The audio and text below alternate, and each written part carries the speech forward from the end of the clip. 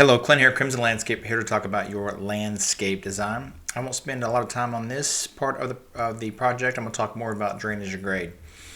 Okay, so up front here, we did on the left daylilies. We can do orange or red or yellow. Giant liripe in the back. Endless summer hydrangea. They do these hydrangeas do quite well. It's not an evergreen, so of course it'll die back in winter, but it comes back with really pretty blooms in the spring. It will bloom most of the summer. Simple mondo grass here, every little sedge here. Right here we got that little sitting area, so nothing changes in the middle.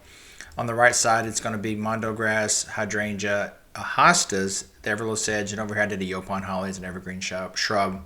Then down the side of the house I did nandinas with variegated sedge. By code you can't put anything in front of your meter, so that's why it's that way.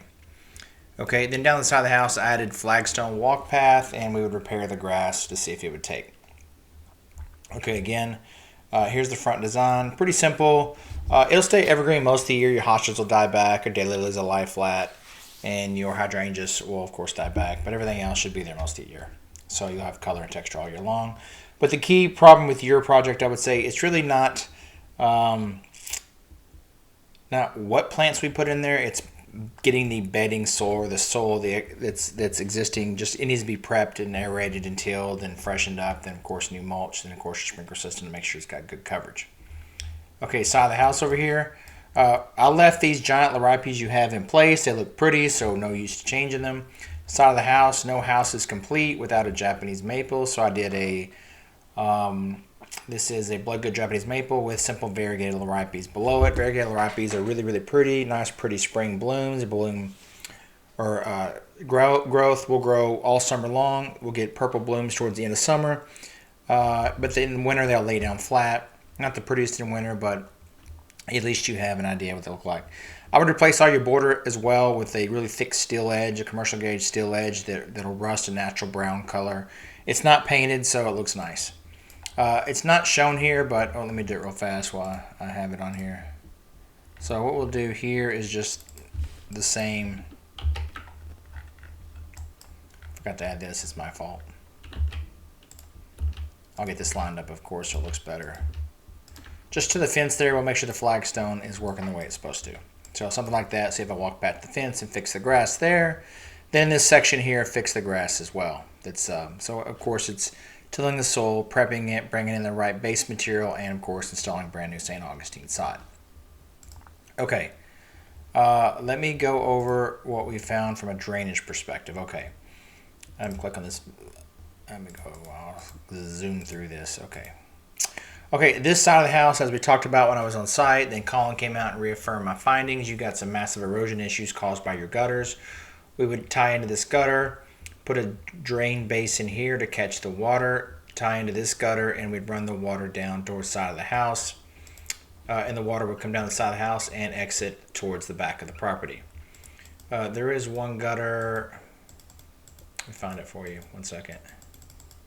Got to go in order of the pictures.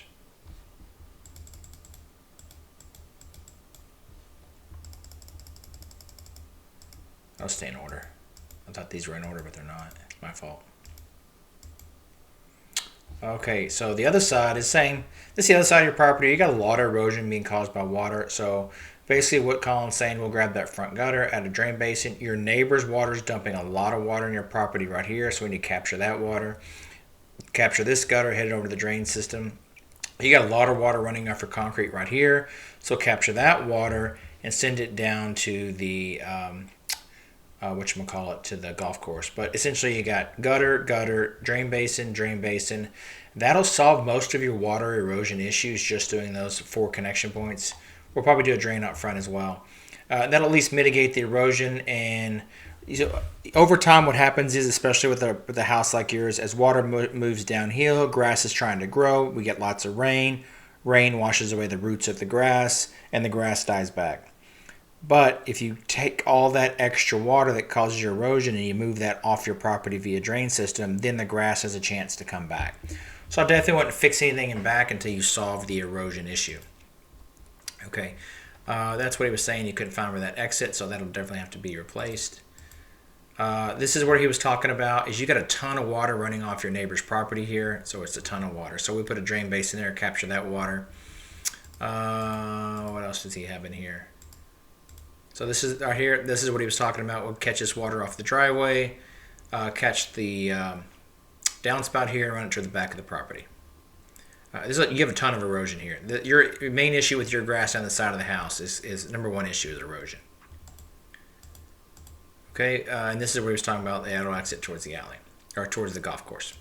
Okay, back here, as we talked about when I was on site, we need to prep all this material, bring in mulch, fix the sprinkler system, then put in whether you want grass back here, whether you want Asian jasmine back here, your choice. If you're going to do Asian jasmine, I would do it early before it gets too cold. We fill this area in with gravel along the back here, so there's a natural means for water to exit this space. Then, yep, like I said, put gravel in here so water flows through this space without getting trapped behind the wall. And I would definitely mulch these plants after we fix the irrigation. This is sprinkler line Colin found. He said you got a leak right there.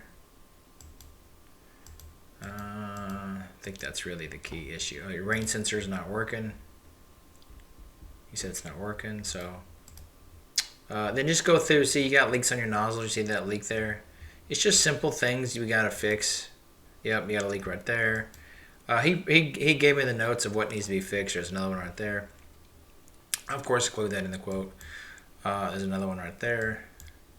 Then you got some buildup right there, so definitely probably put somebody on the roof to clean your gutters. I'm sure the whole drain system needs to be cleaned. All right, that's it. So again, we have the landscape in front.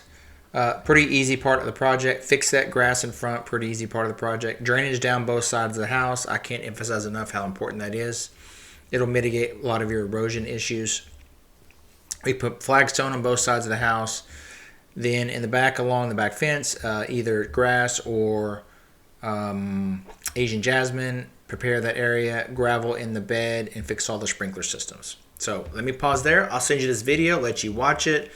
Send me an email or text with questions and feedback, and we'll go from there. If you're a first-time guest watching one of our videos, you can check us out at crimsonlandscape.com.